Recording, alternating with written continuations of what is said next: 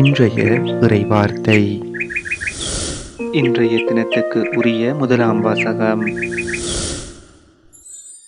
இணைச்சட்ட நூலில் இருந்து.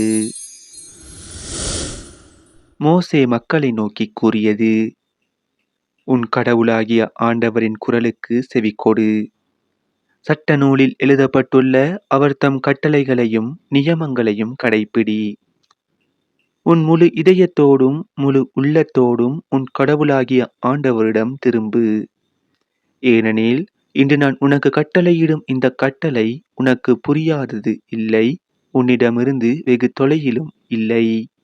நாம் அதை கேட்டு நிறைவேற்றுமாறு நமக்காக யார் விண்ணகத்துக்கு போய் அதை கொண்டு வருவார் என்று நீ சொல்லாதவாறு அது விண்ணில் இல்லை. நாம் அதை கேட்டு நிறைவேற்றுமாறு நமக்காக யார் கடல் கடந்து சென்று அதை நம்மிடம் கொண்டு வருவார் என்று நீ சொல்லாதவாறு அது கடல்களுக்கு அப்பால் இல்லை. ஆனால் நீ அதை நிறைவேற்றுமாறு வார்த்தை உனக்கு மிக அருகில் உள்ளது, உன் வாயில் உன் இதயத்தில் உள்ளது. அனைத்தும் அவர் வழியாய் அவருக்காக படைக்கப்பட்டன. இது ஆண்டவர் வழங்கும் அருள்வாக்கு. இறைவா, உமக்கு நன்றி.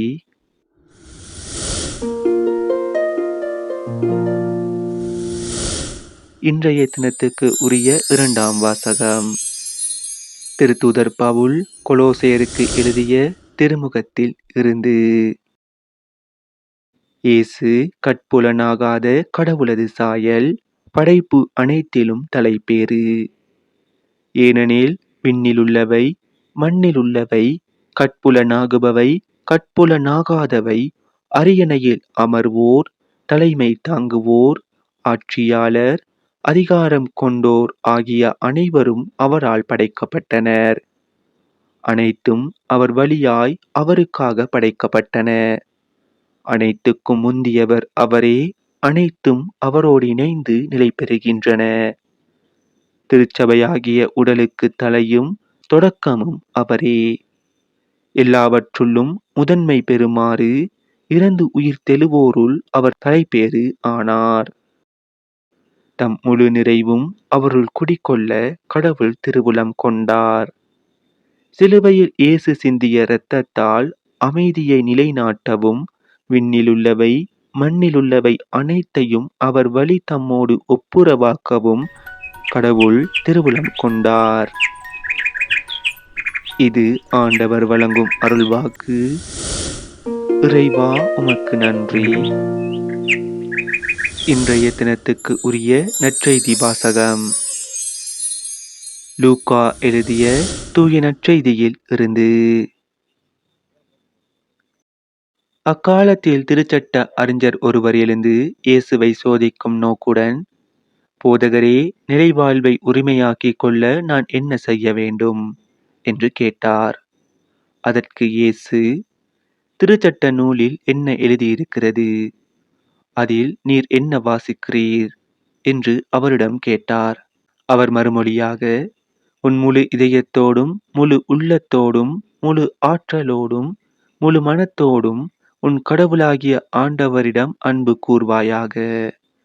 உன் மீது நீ அன்பு கூர்வது போல் உனக்கு அடுத்திருப்பவர் மீதும் அன்பு கூர்வாயாக என்று எழுதியுள்ளது என்றார். இயேசு, சரியாய் சொன்னீர், அப்படியே செய்யும், அப்பொழுது வாழ்வீர் என்றார். அவர் தம்மை நேர்மையாளர் என காட்ட விரும்பி, எனக்கு அடுத்திருப்பவர் யார் என்று இயேசுவிடம் கேட்டார்.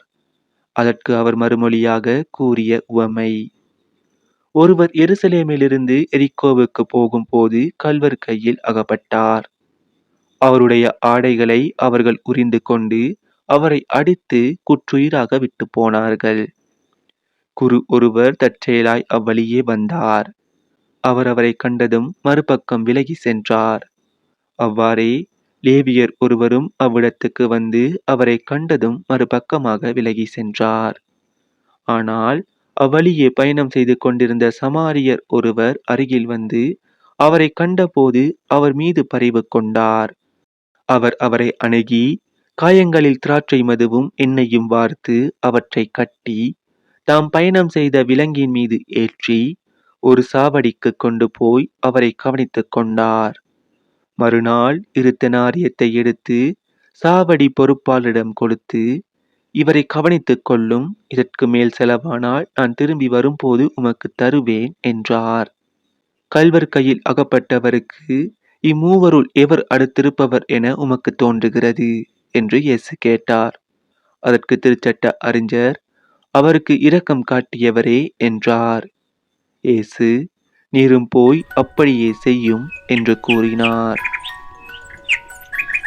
இது நம் கிறிஸ்து இயேசு வழங்கும் வாழ்வு தரும் நற்செய்தி. கிறிஸ்துவே உமக்கு புகழ். இன்றைய தினத்துக்கு உரிய சிந்தனை துளிகள்.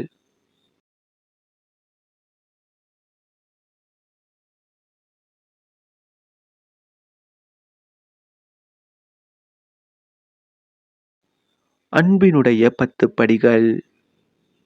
முதல் வாசகமும் நற்செய்தியும் நம் அயலாரை நாம் அன்பு செய்ய நம்மை அழைக்கின்றது. யாரும் கடவுளை கண்ணால் கண்டதில்லை. கண்ணால் காண முடியாத கடவுள் ஒரு நாள் இயேசுவின் உருவிலே மனிதரானார். இன்றைய 2ஆம் வாசகத்தில் புனித பவுலடியார் இயேசுவை கடவுளின் சாயல் என்கின்றார். இன்றைய நற்செய்தியில் அயலாரை எப்படி நாம் அன்பு செய்ய வேண்டும் என்பதற்கு ஒரு நல்ல சமாரியர் வழியாக இயேசு நமக்கு விளக்கம் அளிக்கின்றார்.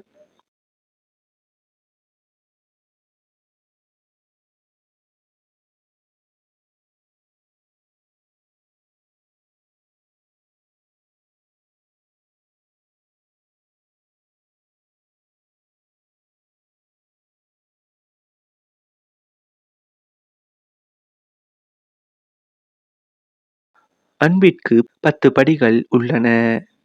முதலாவது, சமாரியர் சுற்று பார்த்தார். 2வது, அவரது பயணத்தை நிறுத்தினார். 3வது, அடிபட்டு கிடந்தவர் பக்கத்தில் சென்றார். 4வது, அவரோடு அன்பொழுக பேசினார். 5வது, தன்னிடமிருந்த திராட்சை மதுவையும் எண்ணெயையும் அவரோடு பகிர்ந்து கொண்டார். 6வது, அவருடைய காயங்களை கட்டினார். 7வது, தன்னுடைய விலங்கின் மீது அடிபட்டவரை ஏற்றினார். 8வது,